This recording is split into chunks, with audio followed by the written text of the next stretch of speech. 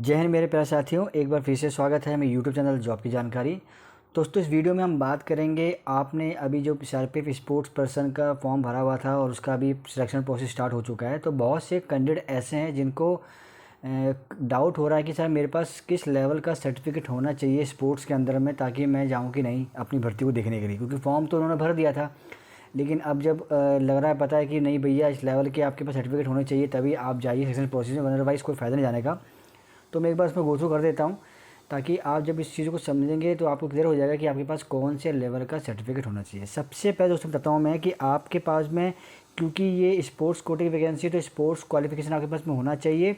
और इसमें जो कट ऑफ डेट दी गई, यानी कि आपके पास जो स्पोर्ट्स सर्टिफिकेट है उसकी डेट मेंशन कर दी गई कि आपके पास में 1 जनवरी 2021 से लेकर के 31 दिसंबर 2023 के बीच, ये जो आपका जो टाइम दिया गया है, ये जो कट ऑफ डेट दे दी गई है, इसके बीच में अगर आपने किसी भी गेम में पार्टिसिपेट किया है, फिर उसमें आपने सिर्फ पार्टिसिपेट किया हो या फिर आपने मेडल्स वॉन किए हों, तभी आप जो है एलिजिबल होंगे इस वैकेंसी के लिए। तो यहाँ पे पहला डाउट क्लियर हो गया कि जिनको डाउट है कि सर मेरे पास 2024 का सर्टिफिकेट है, सर मेरे पास 2025 का सर्टिफिकेट है, ऐसा नहीं है दोस्तों। आपके पास में अगर 1 जनवरी 2021 से लेकर के 31 दिसंबर 2023 के बीच का सर्टिफिकेट है, फिर उसमें आपको मेडल मिला हो ना मिला हो कोई दिक्कत नहीं है।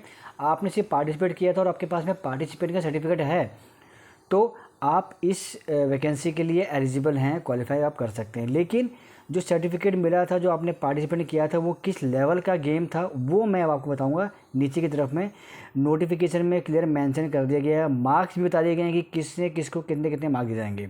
तो यहाँ देखेंगे आपको टोटल 9 कैटेगरीज यहाँ पे डाली गई हैं कॉम्पिटिशन्स की, जिसमें आपका पार्टिसिपेंट होना चाहिए या आपको मेडल मिला हो। तो सबसे पहले हम बात करते हैं दोस्तों, पहला है आपका ओलंपिक्स गेम्स या समर या विंटर गेम्स। अगर आपने इसमें पार्टिसिपेट किया है या फिर आपने कोई मेडल जीते हैं तब आपको मार्क मिलेंगे। मार्क कैसे मिलेंगे? मान लीजिए कि इसमें किसी ने गोल्ड मेडल जीता है तो उसको 100 मार्क मिल जाएंगे, किसी ने सिल्वर मेडल जीता तो 96 मार्क्स, किसी ने ब्रॉन्ज मेडल तो 92 मार्क, और सिर्फ अगर किसी ने पार्टिसिपेट किया तो उसको कोई मेडल नहीं मिल पाया तो उसको 80 मार्क्स यहाँ मिल जाएंगे। इस प्रकार से इनका जो इसको मार्क्स देने का सिस्टम रहेगा। तो दोस्तों, पहला आपका हो गया ओलंपिक गेम। सेकंड क्या आ गया आपका वर्ल्ड चैम्पियनशिप और वर्ल्ड कप। उसके बाद में Asian game, Commonwealth game 4 years के जो होते हैं, Asian championship cup, Commonwealth championship. उसके बाद में जब पाँचवें कॉलम आएंगे तो यूथ ओलंपिक गेम्स।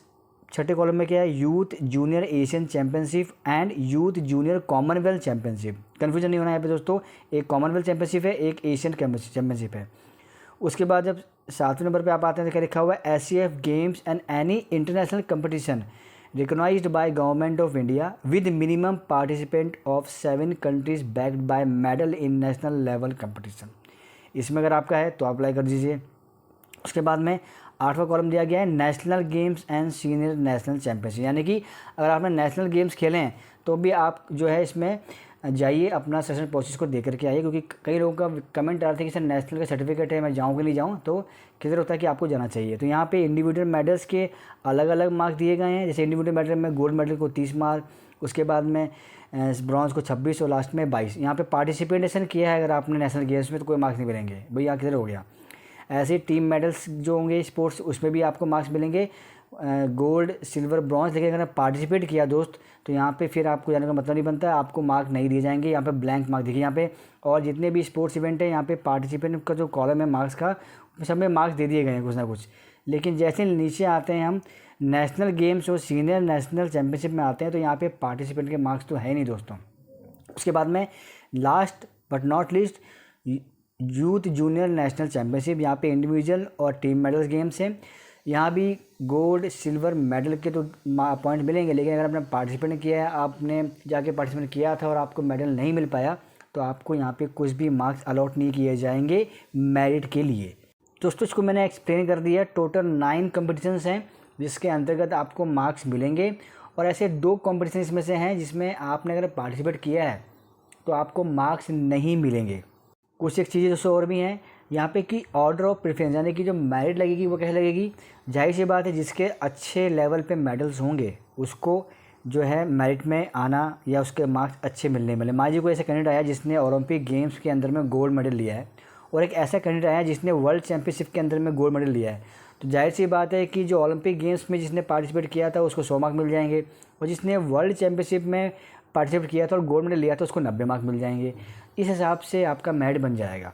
किसी कैंडिडेट का ऐसा भी होगा कि एक ही गेम के अंदर में जो है उसको मेडल 2-2 मिल रखे होंगे, तो वो नहीं मान्य होगा। यानी कि आपको जो 3 साल का जो कट ऑफ दिया गया है, यहाँ पे देख रहे हैं आपको जो 3 साल का जो कट ऑफ दिया गया है 21 से लेकर के 23 तक, इसमें अगर मान लीजिए किसी का एक ही गेम के अंदर में 3-3 गोल्ड मेडल्स दे रखे हैं, उसने जो है गेम खेला और वहाँ क्या किया, उसने एशियन गेम्स में गया वहाँ गोल्ड मेडल ले लिया, वर्ल्ड चैंपियनशिप में गया वहाँ भी उसने गोल्ड ले लिया, ओलंपिक में खेला तब भी उसने जो गोल्ड ले लिया। मैं आपको एग्जांपल दे रहा हूँ, ठीक है। हर एक गेम का कुछ टाइम होता है, 4 साल के बाद में होता है, कोई 2 साल के बाद में होता है, लेकिन मैं एग्जांपल दे रहा हूँ कि मान लीजिए किसी के ऐसे कैंडिडेट के पास में ये 3 गेम थे, तीनों गेम में उसने गोल्ड मेडल ले लिया, तो क्या उसको 100 + 90 + 80 मार्क्स मिलेंगे? जी नहीं दोस्तों, ऐसा नहीं होगा।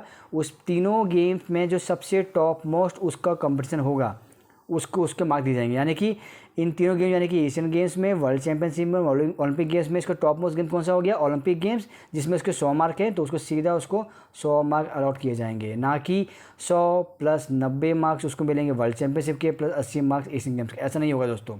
एक गेम के अंदर में एक जो आपका टॉप मोस्ट कंपटीशन में आपको जो मिला है, मेडल्स मिला है या फिर आपको वो ट्रॉफी मिली है, उसके हिसाब से आपको मार्क मिलेंगे। तो ये तो क्लियर हो गया दोस्तों। अब बात करते हैं कि जो प्रेफरेंसेस दिए गए हैं, देखिए जाहिर सी बात है कि इसमें ऑर्डर ऑफ प्रेफरेंसेस के 2 प्रेफरेंसेस बना दिए गए हैं। एक फर्स्ट प्रेफरेंस यहाँ पे दिया गया, सेकंड दिया गया।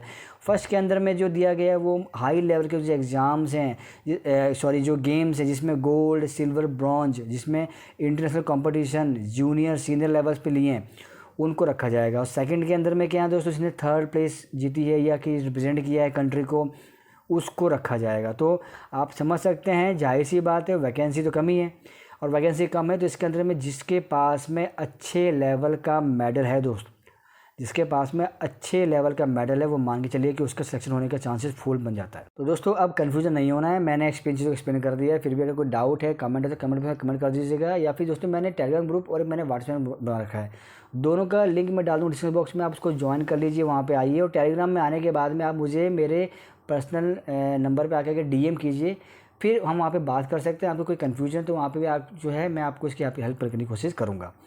लेकिन आपके जो क्वेरीज होनी चाहिए वो लीगल होनी चाहिए। ये नहीं कि आप बोलें कि सर मेरा भर्ती में जुगाड़ कर दीजिए, ये कर दीजिए, ऐसा बिल्कुल भी नहीं है, और ना ही ऐसा किया जाएगा, ना ऐसा कभी होता है। ठीक है दोस्तों।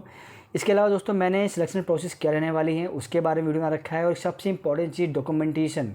आपका डॉक्यूमेंटेशन जब होगा, जो फर्स्ट फेज में होने वाला है, उसमें डॉक्यूमेंट्स में आपको क्या डॉक्यूमेंट लेके जाना होगा, कौन से फॉर्म्स आपको लेके जाने बहुत ज़रूरी हैं, उसके बारे में भी दोस्तों मैंने कंप्लीट वीडियो बनाया है। क्योंकि अगर उसको देख लेंगे अगर आप, तो आपके सारे डाउट जो है क्लियर हो जाएंगे।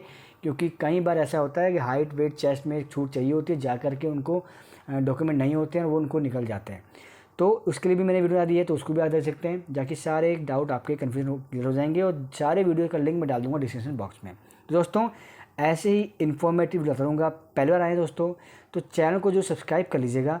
मिलेंगे नेक्स्ट अपडेट वीडियो के साथ, जब तक के लिए जय हिंद मेरे प्यारे साथियों।